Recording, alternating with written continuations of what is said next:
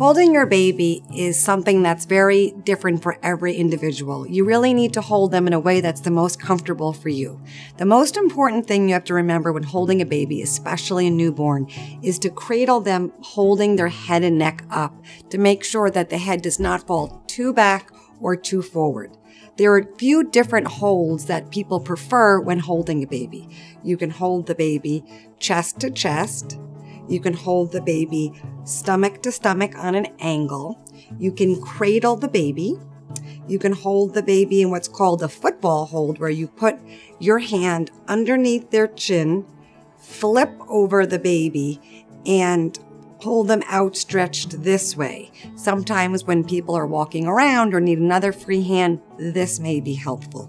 Some parents have the head leaned back against the baby and hold them this way, where they put their hands supporting underneath between their legs and hold them this way. Really, as long as the baby's comfortable and you're comfortable and it's safe, it's important for you to do whatever's the most comfortable so you can do it often. There is nothing that promotes bonding as much as holding and being close to your infant.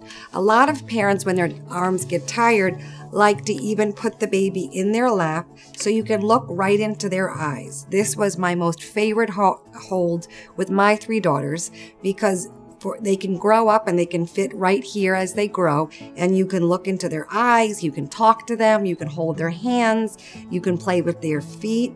It's a wonderful way to be close to the baby, but also see your baby, because sometimes in certain holds like this one, it's hard to really see their old face.